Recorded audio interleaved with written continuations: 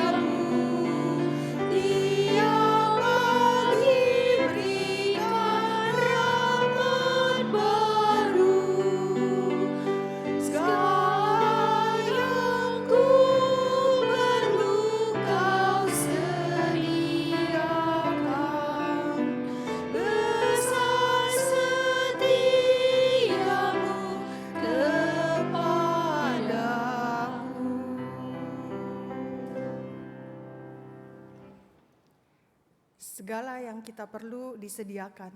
Besar kasih Tuhan kepada kita. Amin teman-teman.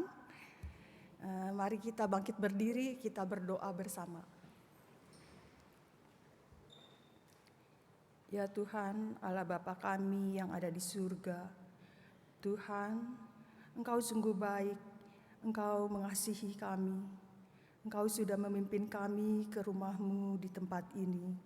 Terima kasih Bapa.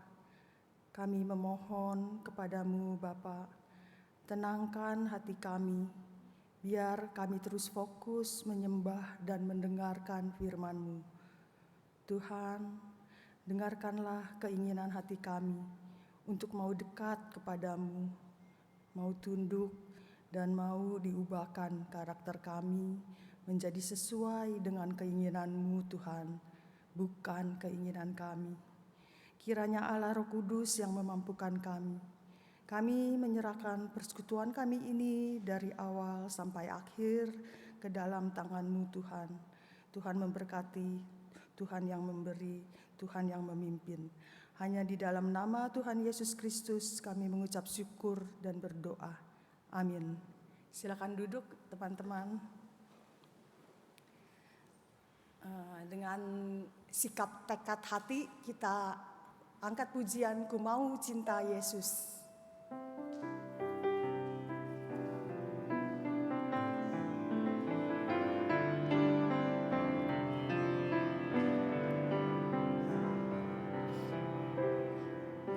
Ku mau cinta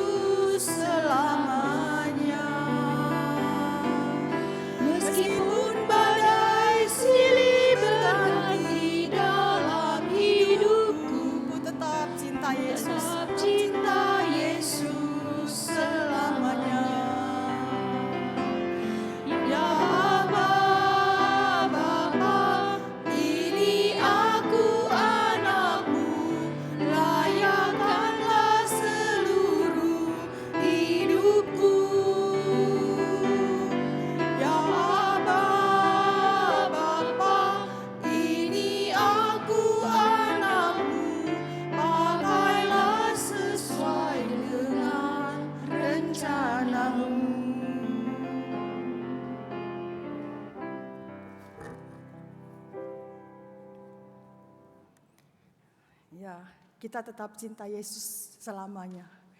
Seringkali kita merasa harus terlihat kuat, harus baik-baik saja, bahkan di hadapan Tuhan. Kita menyembunyikan marah, menahan sedih, dan berpura-pura tidak takut. Firman hari ini, Tuhan mengajak kita untuk berhenti menyangkali apa yang sungguh ada di dalam hati kita. Karena Allah kita adalah Bapa yang mau mendengar, yang mau menjadi tempat perlindungan kita, apa adanya. Mari kita bangkit berdiri, kita buka firman Tuhan, Mazmur 62 ayat 8. Mari kita berdiri dan membacakan firman Tuhan, Mazmur 62 ayat 8. Kita baca bersama-sama. Mazmur 62 ayat 8. Percayalah kepadanya setiap waktu, hai umat, curahkanlah isi hatimu di hadapannya. Allah ialah tempat perlindungan kita. Kita ulangi sekali lagi. Percayalah kepadanya setiap waktu, hai umat, curahkanlah isi hatimu di hadapannya. Allah ialah tempat perlindungan kita. Silakan duduk teman-teman. Sebelum kita mendengarkan firman Tuhan dengan tema hari ini, yaitu berhenti menyangkali kemarahan, kesedihan, dan ketakutan, yang akan disampaikan oleh Guru Injil Yuda Timothy Barasial. Sebelum mendengarkan firman, kita persiapkan hati kita, kita angkat pujian, ku nyanyi haleluya.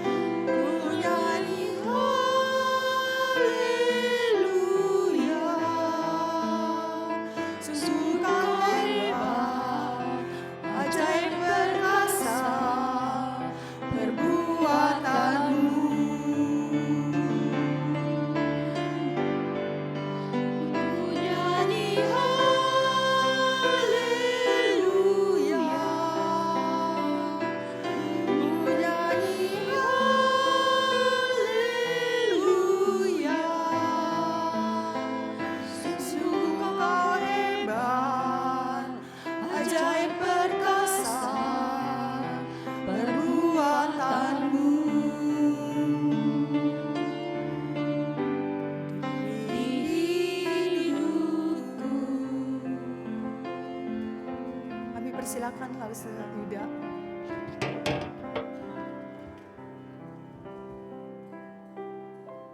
Mari kita masuk di dalam doa.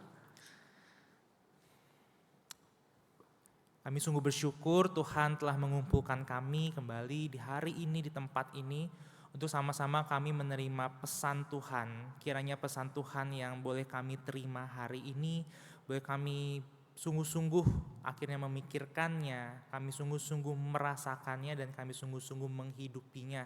Kiranya Tuhan berbicara melalui hamba-Mu yang terbatas ini, dan Tuhan kiranya membukakan setiap telinga kami dan hati kami, sehingga ketika Tuhan berbicara, kami dapat menerimanya. Kami berdoa menyerahkan di dalam nama Tuhan Yesus Kristus. Amin. Shalom semuanya. Tadi sebelum saya naik ke sini, ketika saya tiba ke sini, semua ini bilang kepada saya, "Oh, kamu tenang aja di sini. Semuanya baik-baik, semuanya oke. Jadi nggak perlu takut." Jadi kalau saya bicara soal judul hari ini, berhenti menyakali kemarahan, kesedihan, dan ketakutan, seenggaknya ketakutan saya mulai berkurang satu. Wah, di sini saya nggak takut berdiri di sini. Tapi bicara mengenai berhenti menyangkali kemarahan, kesedihan, dan ketakutan, saya ketika menerima judul ini, saya mulai teringat dengan satu film yang pernah saya tonton di tahun 2019. Itu film Joker. Nggak tahu apakah ibu pernah mendengar tentang film ini, tapi kalau nggak pernah dan nggak pernah nonton juga, nggak apa-apa juga. Karena tahun 2019 ini film ini cukup fenomenal, cukup terkenal, sampai-sampai mendapatkan penghargaan film yang sangat banyak saat itu. Kalau nggak salah ada 11 penghargaan diterima semua oleh film ini karena sangat fenomenal, sangat menarik penonton untuk melihatnya. Tapi ada satu kalimat di dalam film ini yang menjadi kunci. Kalimat itu adalah put on a happy face, pasang wajah bahagia. Bukan karena kalimatnya bagus, bukan, tapi karena kalimat ini yang menggerakkan satu orang pria, karakter utama di film ini namanya Arthur, menjalani kehidupan sehari-hari. Bermula dari ibunya yang selalu bicara ke Arthur, "Arthur, di kecil, Arthur, kamu tuh harus put on a happy face, pasang wajah bahagia. Apapun yang terjadi, kamu harus pasang wajah bahagia. Entah kamu merasakan sedih, takut, marah, bahagia, pasang wajah bahagia itu." Dan ada satu adegan yang bagi saya ikonik ya, saya nggak bisa lupakan. Ketika Arthur, dia pulang bekerja, dia pekerjaannya seorang badut di jalanan, dan ketika dia sedang bekerja, ia mengalami di jalanan sekelompok anak-anak yang luar biasa nakal itu datang dan mengolok-olok dia. Dia ambil papannya, dibawa kabur dan dikejar sama Arthur. Lalu ketika sampai di gang sempit ini, ternyata Arthur dipukuli. Setelah diolok-olok, dipukuli habis-habisan sampai tergeletak di jalan. Begitu dia tergeletak, ditinggalkan, dan dia pulang. Ketika dia pulang, dia duduk di depan cermin yang ada di depannya. Dia menatap wajahnya dengan lama. Lalu yang terjadi. Mulai air mata itu turun membasahi pipinya. Perlahan-lahan semakin deras dan semakin deras. Dan di sini adegan ikoniknya terjadi. Dia karena selalu diajarkan, pasang wajah bahagia. Dia pasang 2 jari telunjuknya ini, dia masukkan ke dalam bibirnya, ke 2 sudut bibirnya kiri kanan, lalu dia membuat seperti ini. Dia tarik wajahnya sampai membuat senyuman. Karena dia sudah gak sanggup tersenyum lagi, tapi dia selalu diajarkan, kamu harus pasang wajah bahagia. Dia pasang wajah bahagia, sekalipun di dalamnya sedih, sekalipun di dalamnya dia merasakan sakit, tapi dia tetap berusaha terlihat menyenangkan, tetap berusaha baik-baik saja di hadapan orang lain. Dan mungkin ibu-ibu sekalian, semangat pasang wajah bahagia ini seringkali dihidupi oleh banyak orang Kristen. Dan saya tidak tahu, mungkin saja itu kita, saya dan ibu-ibu sekalian. Karena ada dalam satu kali ibadah kebaktian kedukaan ya, saya pernah hadiri satu kebaktian kedukaan, ada seorang istri yang ditinggal suaminya meninggal, mendadak lagi karena sakit jantung. Ibu ini menangis, sejadi-jadi menangis histeris sedemikian rupa, karena suami ini benar-benar baik. Di keluarga itu dia sangat baik-baik, ke anaknya baik, ke istri pokoknya sangat baik, terkenal sangat baik. Sehingga sangat terpukul nih, istrinya pergi, suaminya pergi, istri sangat terpukul. Dan akhirnya memang ketika penguburan itu istrinya menangis sejadi-jadinya. Dan di tengah situasi seperti ini, mulai muncul kalimat-kalimat yang saya dengar seperti ini. Udah, kamu jangan nangis. Gak boleh kamu nangis. Suamimu udah di surga, dia udah seneng sekarang. Coba kalau misalnya dia lihat ke bawah nih, lihat kamu nangis nih, gimana perasaan dia? Bahkan yang lebih bagi saya paling parahnya kalimatnya muncul yang terakhir seperti, kalau kamu nangis kayak gini, Tuhan marah loh sama kamu. Padahal kan kamu harus percaya Tuhan tahu yang terbaik buat kamu, yang terbaik buat suamimu. Kamu harus percaya, jangan nangis lagi seperti ini. Saya ketika mendengar ini agak gelisah. Apakah benar akan Tuhan marah gitu ya ketika ibu ini nangis seperti itu? Dan tapi ini yang terjadi. Banyak orang Kristen, mungkin itu kita, saya nggak tahu, yang suka coba-coba menyangkali emosi-emosi negatif. Mungkin itu kemarahan, kesedihan, ketakutan yang akan fokus kita hari ini, itu disangkali. Seringkali bahkan disangkalnya mungkin dengan bahasa-bahasa rohani tadi. Tuhan, kita harus percaya Tuhan. Nah, Tuhan marah loh, kamu harus beriman. Seringkali disangkali dengan bahasa-bahasa rohani seperti itu. Padahal mungkin kita berpikir ketika kita menyangkali emosi negatif seperti itu, kita sedang belajar beriman dan menjadi dewasa. Padahal emosi-emosi negatif kalau disangkali, dia itu gak pergi. Dia keluar sedikit demi sedikit. Ini psikologis. Keluar sedikit demi sedikit dalam bentuk-bentuk yang kita gak sadari dalam sehari-hari kita. Karena kita gak sadari, tiba-tiba kita kaget. Kok keluarga kita tiba-tiba berantakan. Pertemanan kita tiba-tiba hancur. Pekerjaan kita, pelayanan kita kok tiba-tiba seperti ini. Karena munculnya mungkin ketika kita menyangkali emosi-emosi negatif, dia keluar tanpa kita, saya gak marah kok, saya gak sedih kok, saya gak takut kok, tapi keluarnya dari kritikan-kritikan yang pedas, keluhan-keluhan, atau kita menyalahkan seseorang di sekitar kita padahal belum tentu harus disalahkan. Keluarnya seperti itu dan tidak heran banyak pernikahan, banyak keluarga, banyak persahabatan hancur karena menyangkali emosi-emosi negatif. Karena berpikir, kalau kita sangkali kita sedang belajar beriman. Kita sedang belajar menjadi dewasa sebagai orang Kristen. Oleh karena itu ini yang perlu kita sama-sama ingat, sungguh-sungguh ingat bahwa persahabatan dengan Tuhan itu terjadi bukan dengan menyangkali emosi negatif, tetapi dengan memprosesnya bersama dengan Tuhan. Baik itu kemarahan, kesedihan, apapun ketakutan, semua bukan disangkal, tapi diproses bersama dengan Tuhan. Dan ini kita dapat lihat dari firman Tuhan, dari Mazmur 13. Saya mengajak kita semua untuk melihat, karena saya tidak cantumkan ayatnya. Dari Mazmur 13, satu Mazmur yang berisi doa dari Daud ketika ia tertekan oleh musuhnya. Kita baca hanya dari ayat yang, karena 1-6 kita baca dari ayat yang kedua sampai yang ke-6. Tapi ketika kita membaca ini, saya mengajak kita pertama-tama bukan untuk mengerti, tapi merasakan sebenarnya apa yang sedang dirasakan oleh pemazmur ketika menuliskan ini. Kita sama-sama baca Mazmur 13 ayat yang kedua sampai dengan yang ke-6. Kita baca dalam hitungan ketiga, 1, 2, 3. Berapa lama lagi Tuhan kau lupakan aku terus menerus? Berapa lama lagi kau sembunyikan wajahmu terhadap aku?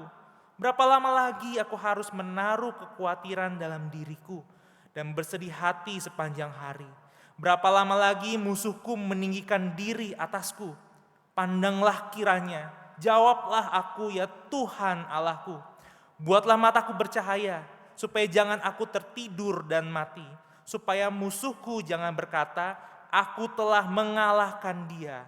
Dan lawan-lawanku bersorak-sorak apabila aku goyah. Tetapi aku kepada kasih setiamu aku percaya. Hatiku bersorak-sorak karena penyelamatanmu. Aku mau menyanyi untuk Tuhan, karena ia telah berbuat baik kepadaku. Di ayat 6 kita bisa melihat, di ayat yang terakhir kita bisa melihat kalimat-kalimat yang muncul itu seperti ini. Percaya, bersorak-sorak, Tuhan baik. Ini kalimat-kalimat yang menggambarkan gambaran ideal orang Kristen kan. Oh, di tengah-tengah hal yang buruk terjadi, penderitaan, kesulitan, masih ada orang yang bisa menaruh iman, masih bisa memuji-muji Tuhan, bisa bilang Tuhan tuh baik. Ini sangat ideal. Tapi ayat 6 ini kan bagian akhir. Dimulai dari ayat yang kita baca 2 sampai yang kelima. Dan kalau kita baca dengan sungguh-sungguh di ayat 2 sampai yang kelima, yang muncul tuh nuansa seperti ini. Berapa lama lagi? Pandanglah, jawablah. Ini bukan kalimat-kalimat datar. Ini adalah kalimat-kalimat yang dipenuhi dengan perasaan marah dari pemazmur, dari Daud. Di sini dia ingin mengatakan, kenapa kok Tuhan diam? Kenapa Tuhan bersembunyi? Kenapa Tuhan gak jawab? Dia marah. Pemazmur marah, tapi dia gak menyangkalinya. Ia terang-terangan dengan amarahnya, apalagi ini dengan Tuhan lagi. Dia terang-terangan sama Tuhan kalau dia marah sama Tuhan. Tapi pertanyaannya mengapa pemazmur bisa semarah ini, apalagi dengan Tuhan? Karena ada rasa takut dan rasa sedih yang dirasakan oleh pemazmur. Di dalam psikologi, kemarahan itu seringkali sebenarnya alarm utama, pertama dari adanya emosi lain yang di dalam diri kita terjadi. Kalau kita marah, sebenarnya ada emosi lain. Mungkin itu kita takut, mungkin kita sedang sedih. Yang keluar apa? Marah. Dan ini yang terjadi juga dalam diri pemazmur. Dia sedang takut, dia sedang sedih. Ini seperti seorang ibu yang marah kepada anaknya yang pulang terlalu malam tanpa kabar. Gak tahu apakah ibu-ibu pernah mengalaminya dengan anaknya gitu. Saya sebagai anak pernah mengalaminya, saya pulang malam, bandel juga saya ternyata. Seperti ibu yang marah gitu, pulang malam terus tanpa kabar. Terus ibunya marah-marah langsung, ketika buka pintu marah-marah. Kenapa kamu pulang malam seperti ini? Gak ada kabar lagi. Tapi sebenarnya mungkin di balik kemarahan itu, ibu ini bukan marah demi melampiaskan marahnya. Tapi ada sesuatu yang dia rasakan. Dia takut anaknya kenapa-napa. Udah pulang malam, gak ada kabar, dia takut, tapi yang keluar adalah marah. Ditambah lagi, dimarahin, anaknya balik marah. Kenapa udah nyampe malam-malam bukannya disambut, malah dimarah-marahin, anaknya balik marah lagi ke ibunya. Tapi bukan karena demi marah itu sendiri, tapi karena di balik kemarahan anak ini ada perasaan sedih. Kok saya gak dipercaya ya pulang malam? Kok saya datang ke rumah kok bukannya ditanyain dulu kamu kenapa bisa pulang malam gini, apa yang terjadi di jalan, tapi langsung dimarah-marahin. Jadi di balik kemarahan anak ini juga tersimpan sesuatu, kesedihan. Tanpa ditanya, dimarahin, di balik marah. Ada emosi-emosi yang tersimpan di balik kemarahan tersebut. Dan ini juga yang terjadi kepada pemazmur. Pemazmur takut musuhnya mempermalukan dia. Ia takut jika Tuhan tidak segera tolong maka ia pasti mati nih. Mazmur juga sedih karena Tuhan yang selama ia andalkan kok seperti nggak peduli, kok sepertinya lambat nolongin dia. Bahkan tampaknya Tuhan mendiamkan pemazmur, bahkan Tuhan tutup mata terhadap Daud si pemazmur ini. Kesedihan dan ketakutan membawa pemazmur akhirnya pada kemarahan. Begitu juga dengan kita. Jika kita mengalami kemarahan, pertanyaannya, apa yang sedang membuat kita takut dan sedih? Ibu-ibu pernah marah, saya pernah marah. Kita gali lebih dalam. Sebenarnya apa sih yang kita takutkan? Apa yang sedang membuat kita sedih sehingga kita marah demikian?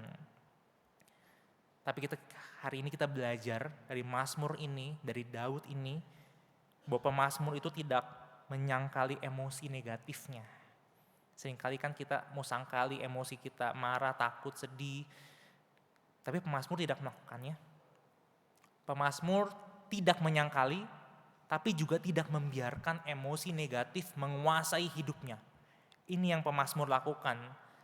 Ia memproses emosi-emosi tersebut. Ini terlihat dari bagaimana pemazmur itu berhasil mengenali dan menamai di balik kemarahannya. Ternyata di ayat 3 tersimpan ada kekhawatiran dalam dirinya, ada bersedih hati maksudnya itu ya, bersedih hati sepanjang hari, ada kekhawatiran, ada sedih. Dia takut, dia sedih. Di ayat 4 dia juga berhasil mengenali dan menamainya. Dia supaya jangan aku tertidur dan mati. Ini perasaan takut juga perasaan sedih. Dan ayat kelima, supaya musuhku jangan berkata dan lawanku bersorak-sorak. Dia takut sekali. Musuhnya menang, menganiaya dia, menyakiti dia. Lawannya itu akhirnya mencemooh dia, mengolok-olok dia. Daud berhasil mengenali, menamai, dia memproses emosi-emosinya.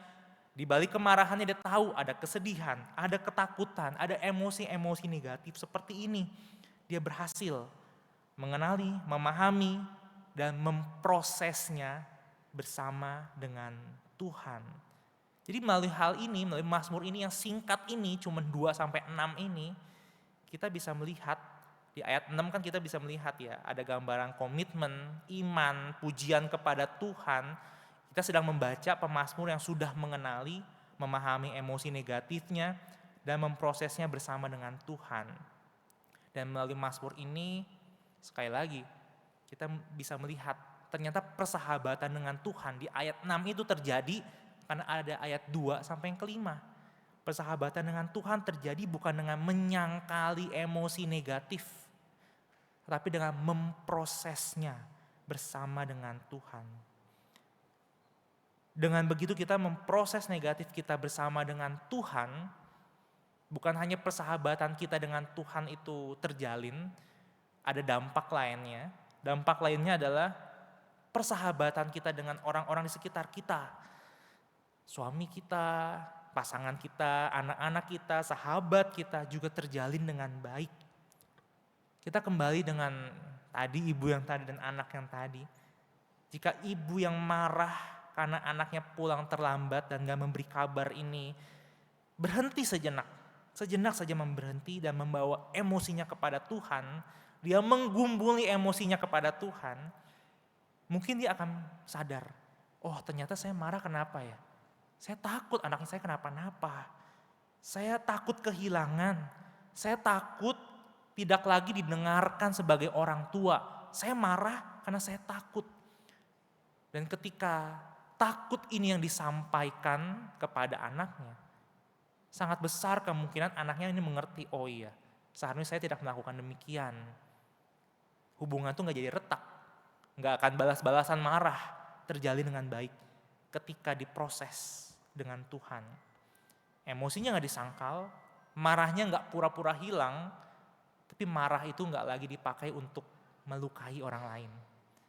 Begitu juga dengan kita.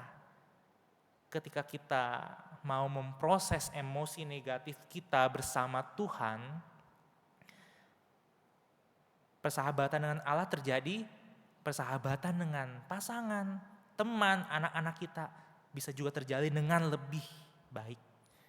Jadi mungkin ini yang tersimpan di benak ibu-ibu sekalian. Kalau begitu, bagaimana kita bisa memulai memproses emosi negatif kita bersama dengan Tuhan? Ada 3 langkah yang ditawarkan, ini bukan orisinal dari saya, bukan asli dari saya. Dari buku ini, Gary Scazzero dan Peter Scazzero, dia menawarkan 3 cara, setidaknya 3 langkah untuk kita memproses emosi negatif kita bersama-sama Tuhan. Yang pertama adalah kita merasakan perasaan kita. Ini adalah menyadari seksama, kita benar-benar menyadari emosi-emosi negatif yang kita rasakan dan kita akui. Jadi misalnya ketika kita, perasaan kita gak enak nih, ada sesuatu yang mengganjal, kita pengen meluapkannya, kita perlu sejenak berhenti. Kita perlu menjelajahi, ini saya sedang merasakan apa ini? Ini marahkah? Atau sebenarnya ini takutkah? Atau sebenarnya ini sedihkah? Kita jelajahi itu. Dan begitu kita tahu, kita rasakan, oh iya saya sedang marah ya saat ini ya. Saya sedang takut ya saat ini ya. Atau saya sedang sedih ya. Mungkin itu bisa terjadi karena disebabkan pasangan kita, orang-orang di sekitar kita yang kita sayangi menyakiti kita. Bahkan Tuhan sendiri kita bergumul kenapa Tuhan mengizinkan ini terjadi dalam hidup saya. Nggak apa-apa, kita rasakan dulu. Tuhan, saya sedang marah loh sama suami saya, sama anak-anak saya, sama teman pelayanan saya, sama teman bekerja saya. Tuhan, saya sedang marah loh, sama siapa? Kayaknya sama Tuhan deh. Rasakan dulu aja amarah itu. Rasakan dulu itu, kesedihan itu rasakan. Setelah kita berhasil merasakannya dan kita mengakuinya, Tuhan, iya saya marah, saya takut, saya sedih. Baru kita melompat ke langkah kedua yang ditawarkan. Merasakan lalu kita pikirkan perasaan kita. Kita mulai pikir, kenapa ya kita merasakan perasaan ini? Apa yang sebenarnya terjadi? Misalkan, saya merasa takut, oh kenapa saya takut? Karena besok saya harus melakukan pelayanan yang belum pernah saya lakukan, maka saya takut. Seperti saya saat ini gitu ya. Saya belum pernah melakukan pelayanan di komisi wanita gitu. Mungkin saya takut gitu. Apakah ketakutan ini membuat saya marah? Oh iya, mungkin kita lihat lagi. Oh iya, ternyata saya marah-marah dengan orang-orang di sekitar kita yang di sekitar saya misalnya bicara terus, saya jadi nggak bisa persiapan ini dengan baik. Saya marah. Oh, ternyata saya merasakan ini, kenapa saya takut? Karena saya takut pelayanan belum pernah saya lakukan, ketakutan ini ternyata bisa buat saya marah ya. Dampaknya seperti ini, kita pikirkan semuanya itu. Atau ketika saya marah, kenapa saya marah? Oh, karena ada rencana saya nggak berjalan mulus. Kenapa rencana nggak mulus kok kita jadi marah? Karena saya takut. Kalau hari ini nggak mulus, jangan-jangan rencana besok juga sama. Jangan-jangan kalau misalnya ini nggak tepat, misalnya ibadah, mungkin pelayan-pelayan nggak tepat selesai di jam 1 jam nggak selesai, lewat 30 menit, wah saya takut berantakan nih nanti kerumunannya, antriannya, saya takut. Setelah kita rasakan, kita pikirkan seperti itu. Setelah kita berhasil memikirkan hal seperti itu, kita masuk ke dalam yang terakhir. Ambil tindakan yang diperlukan. Di tahap ini, di langkah ini kita mulai gumulkan dengan Tuhan. Tindakan apa sih yang tepat sebagai respon dari emosi-emosi negatif yang kita sudah sadari, kita sudah kenali itu. Lewat tahap 1, tahap 2, kita sudah namai itu. Kita sekarang pikirkan, kita harus ngapain ya habis ini. Ada kalanya ketika emosi negatif itu ada ya, kita nggak perlu melakukan tindakan tertentu. Misalnya, saya pernah naik motor, terus kehujanan di jalan, saya kesel banget, basah kuyup. Terus saya rasakan amarah itu. Terus saya sedih, karena saya harus cuci ekstra baju gitu kan, karena basah gitu, ribet. Terus pikirkan, kenapa saya marah seperti ini? Oh karena hal seperti itu saya sedih harus melakukan kerjaan ekstra. Lalu apa yang tindakannya diperlukan? Untuk melampiaskan emosi negatif itu ternyata nggak ada. Saya cukup melakukan dengan ya udah, lakukan saja, cuci baju seperti itu biasa, nggak perlu saya lampiaskan gimana-gimana. Tapi ada kalanya juga ketika kita memerlukan tindakan sesuatu untuk melampiaskan emosi negatif. Saya merasa ini, saya memikirkan ini. Saya harus apa yang tepat Tuhan. Dan ini yang salah satu yang dilakukan oleh Daud, penulis Mazmur tadi. Ia menuliskannya menjadi satu mazmur yang bisa kita baca hari ini. Bisa macam-macam dengan apa yang ibu-ibu bisa lakukan. Ini yang dilakukan Daud. Dia menuliskannya menjadi satu mazmur yang kita bisa pelajari, rasakan, kita baca bersama-sama menjadi firman Tuhan hari ini. Dan ketika kita bicara memproses, ini bukan pekerjaan yang mudah, bukan sehari jadi, pasti gagal, terus kita bangkit, gagal lagi, kita bangkit lagi dan gak apa-apa. Kita perlu tetap terus mengusahakannya, karena melalui ini kita baru mulai muncul persahabatan dengan Tuhan, baru muncul relasi yang baik dengan sesama kita. Tapi ingat, ketika kita bisa memproses ini, kita punya kesempatan memproses ini, seluruh emosi negatif kita bersama-sama dengan Tuhan, itu semata-mata karena Tuhan sebenarnya telah lebih dahulu menyediakan satu ruang yang penuh kasih untuk setiap kita mencurahkan kepada Tuhan. Seperti ayat yang kita baca tadi, di ayat 9, curahkanlah isi hatimu di hadapannya. Allah ialah tempat perlindungan kita. Daud sudah mengalami ruang penuh kasih itu dari Tuhan. Dan Daud menuliskan Mazmur ini juga, ini Mazmur yang dituliskan oleh Daud, dia mengajak kita, sang pembaca Mazmur ini untuk mencurahkan isi hati kita kepada Tuhan. Kenapa? Karena Allah itu aman kok. Dia justru menjadi tempat perlindungan kita. Ketika kita marah, kita sedih, kita takut, Tuhan gak marahin. Dia justru melindungi kita. Dia aman untuk dijadikan tempat mencurahkan isi hati kita. Dan bahkan di dalam pribadi Tuhan Yesus, Tuhan yang telah menjadi manusia, Tuhan yang rela menjadi manusia, persahabatan antara manusia dan Tuhan semakin terbuka lebar selebar-lebarnya. Kenapa? Karena ia telah menjadi manusia dan bersahabat dekat dengan manusia. Dia telah membuktikan dia mau bersahabat dengan manusia. Ia mau mendengarkan keluhan Marta yang merasa bekerja keras sendirian, capek sendirian. Dia mendengarkan keluhan itu dari Marta. Dia menyediakan telinganya kepada Marta. Dia juga mendengarkan seruan ketakutan dari para murid-muridnya yang 12 itu di atas perahu yang diombang-ambingkan oleh badai. Kalau dia melakukannya, kalau Tuhan Yesus menyediakan dirinya untuk mendengarkan Marta dan para murid-muridnya, Tuhan Yesus juga sangat mau mendengarkan curahan hati ibu-ibu dan saya, kita di tempat ini. Tuhan Yesus menyediakan telinganya untuk kita curahkan apapun kepada Dia. Sehingga persahabatan dengan Tuhan terjadi. Bukan dengan menyangkali emosi-emosi negatif kita, bukan.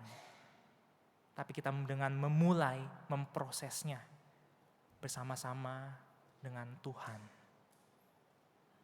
Mari kita berdoa. Tuhan, kami sungguh bersyukur kalau kami punya Tuhan yang begitu mengasihi kami ketika kami marah, ketika kami sedih, kami takut. Tuhan bahkan menyediakan telingamu untuk kami sampaikan semuanya itu kepada Tuhan.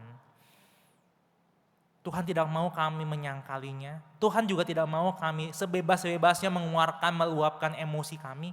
Tapi Tuhan menyediakan dirimu untuk menerima kemarahan kami, kesedihan kami, bahkan ketakutan kami menjalani hidup. Tuhan rela. Maka untuk kesempatan yang Tuhan berikan, ajar kami Tuhan untuk memakainya. Bukan dengan menyangkalinya, bukan dengan melampiaskannya, tapi datang kepada Tuhan, membawa seluruh apa yang kami rasakan itu kepada Tuhan. Sehingga melalui itu kami percaya, kami bisa merasakan kasih Tuhan dengan lebih dalam. Bukan di otak kami saja, tapi di dalam hati dan hidup kami sungguh-sungguh mengalami kasih Tuhan yang mendekap kami. Kami berdoa, kami bersyukur di dalam nama Tuhan Yesus Kristus. Amin.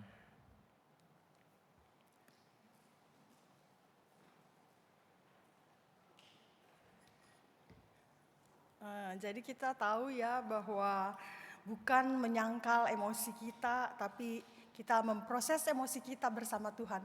Karena Tuhan menyediakan tempat buat kita dan Tuhanlah tempat perlindungan kita. Terima kasih untuk Lause Yuda. Kita juga doakan untuk studi Lause semua dilancarkan dan dipakai Tuhan untuk menjadi berkat bagi banyak orang. Terima kasih Lause. Kita sambil melakukan persembahan, mari kita angkat pujian. Hidup ini adalah kesempatan.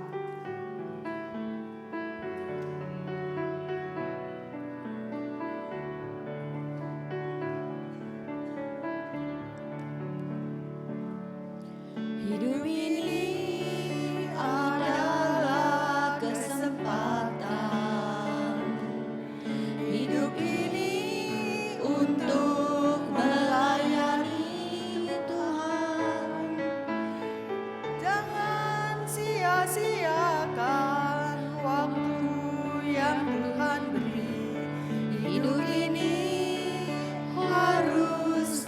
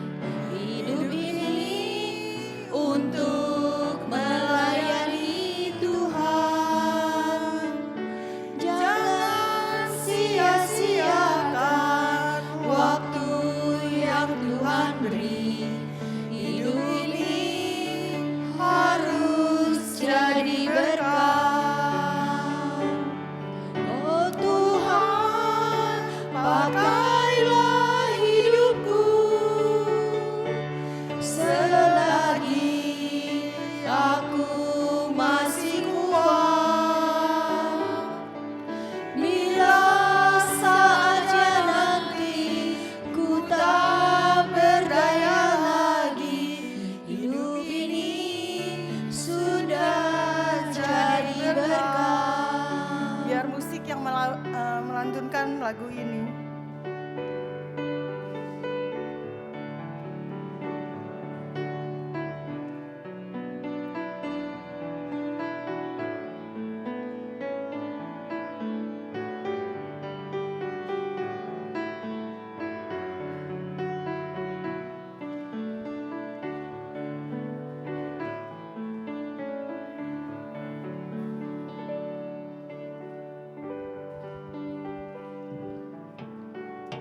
Mari kita sama-sama bangkit berdiri, kita berdoa.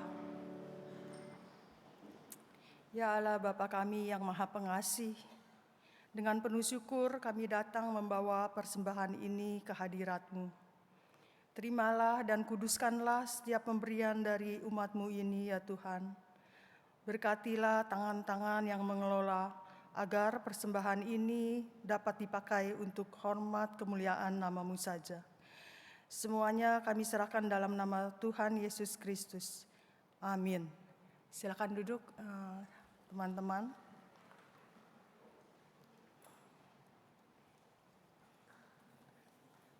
Pengumuman Komisi Wanita kita dalam bulan depan, bulan Juli, tanggal 10 Juli ada kelompok kecil, pelajaran 7, Betseba, kejatuhan dan kehormatan.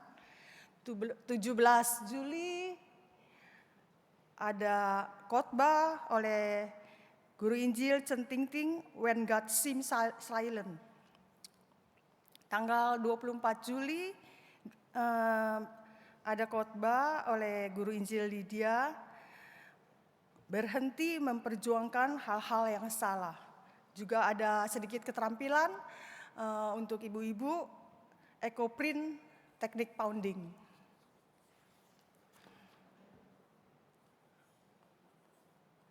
Ya ini nanti kita catat semua kegiatan Komisi Wanita di bulan Juli.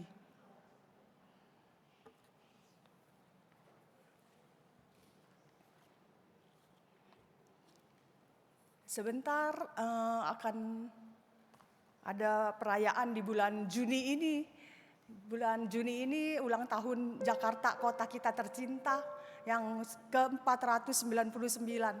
Dan di Komisi Wanita kita ini pada bulan Juni banyak sekali yang berulang tahun nih. Sebentar kita akan merayakannya dan berdoa untuk teman-teman yang berulang tahun.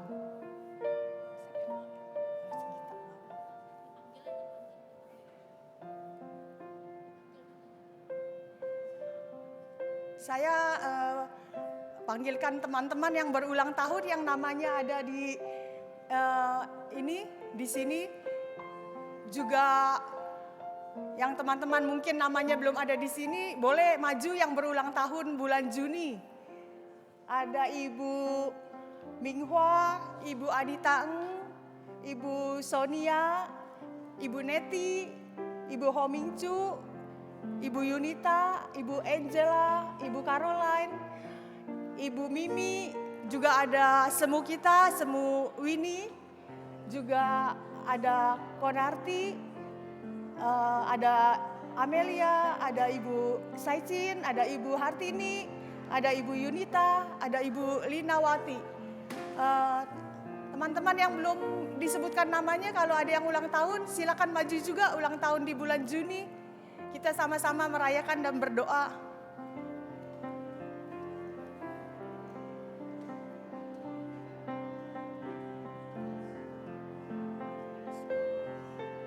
Ayo silakan ke depan, Ibu Amel.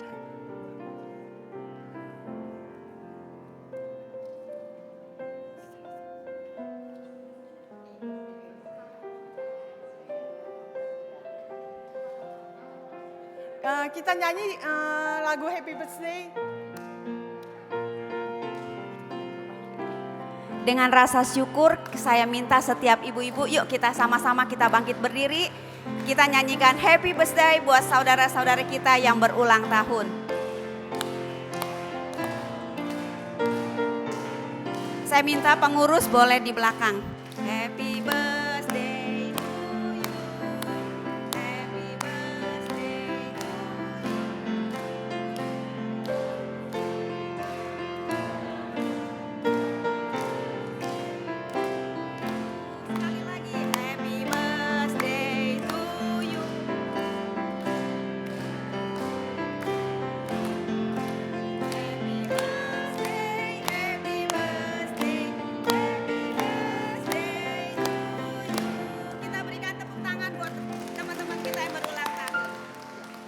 dengan kasih saya minta Lause Gita untuk pimpin di dalam doa.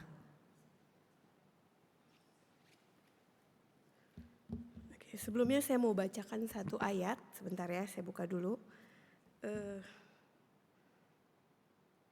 Di dalam Amsal 3 ayat yang kelima dan ayat percayalah kepada Tuhan dengan segenap hatimu dan janganlah bersandar kepada pengertianmu sendiri. Karena panjang umur dan lanjut usia serta damai sejahtera akan ditambahkan kepadamu. Amin. Mari kita berdoa. Bapa dalam surga, kami bersyukur di hari yang istimewa ini. Kami mengucap syukur atas anugerah pertambahan usia yang Engkau berikan kepada ibu-ibu di Komisi Wanita yang berulang tahun di bulan Juni ini. Terima kasih untuk setiap penyertaan, pemeliharaan, kekuatan dan kasih setiamu yang senantiasa nyata dalam kehidupan, dalam setiap musim yang mereka jalani. Engkau adalah Tuhan yang setia yang memegang dan memimpin hidup mereka sampai hari ini. Kami berdoa Tuhan agar setiap pertambahan usia mereka terus bertumbuh semakin dalam akan pengenalan terhadap Tuhan. Yang kiranya kami berdoa mereka semakin mencintai akan kebenaran-Mu, semakin setia berdoa dan semakin melekat kepada Tuhan dalam segala keadaan. Ketika ibu-ibu menghadapi pergumulan, kelelahan atau tantangan hidup, mampukan mereka untuk tetap berharap kepada Engkau ya Tuhan. Sebab hanya di dalam Engkaulah ada kekuatan dan pengharapan yang sejati. Kami juga berdoa untuk setiap peran yang Tuhan percayakan kepada mereka. Sebagai seorang istri, sebagai seorang ibu, sebagai seorang ama mungkin, sebagai seorang anak, sebagai pekerja, sahabat dan pelayan Tuhan di tengah-tengah jemaat-Mu. Ada saat-saat di mana mereka merasa lelah, terbatas dan mungkin merasa tidak sanggup. Tapi kami percaya Tuhan Engkau yang memanggil, Engkau juga Tuhan yang akan memperlengkapi. Berikan kepada mereka hikmat dalam mengambil setiap keputusan, kesabaran dalam menghadapi setiap tantangan dan kasih yang besar untuk melayani orang-orang sekitar mereka, serta sukacita untuk menjalani setiap panggilan Tuhan percayakan. Kiranya Tuhan, ibu-ibu ini tidak hanya menjadi perempuan yang kuat secara lahir ya, tapi juga menjadi perempuan yang berakar kuat di dalam Kristus, yang hidup menjadi kesaksian dan membawa berkat bagi keluarga, gereja dan banyak orang. Pakai hidup mereka Tuhan semakin indah di tangan Tuhan. Sehingga melalui perkataan, sikap dan pelayanan mereka, nama Tuhan senantiasa dipermuliakan. Terima kasih Bapa di surga. Kami menyerahkan semua masing-masing ibu-ibu ini ke dalam tangan Tuhan. Karena nama mereka ada di tangan Tuhan, ada di hatinya Tuhan. Di dalam nama Tuhan Yesus kami mengucap syukur dan berdoa. Amin. Mau foto dulu, oke. Ibu-ibu silakan duduk.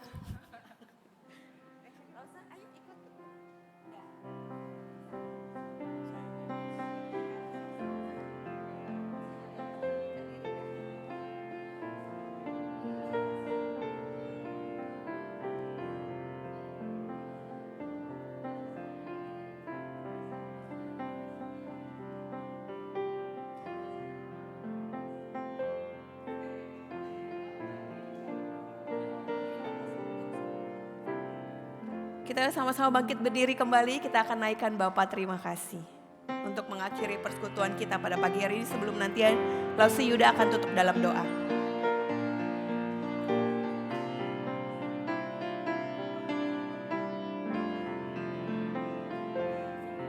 Bapa terima kasih. Bapa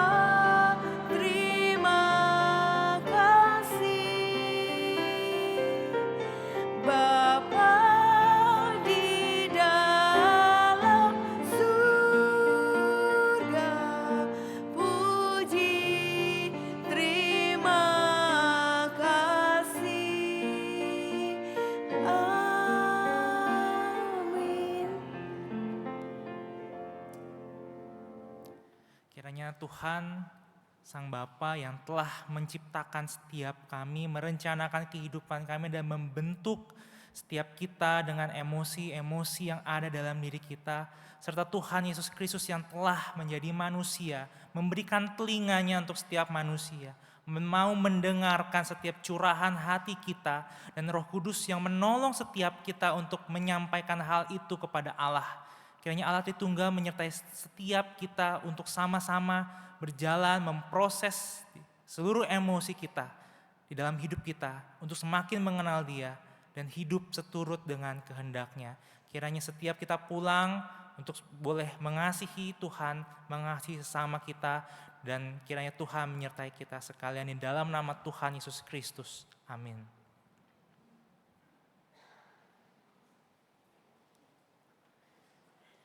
Silakan duduk, ibu-ibu. Saat teduh, ibadah kita selesai. Tuhan Yesus memberkati.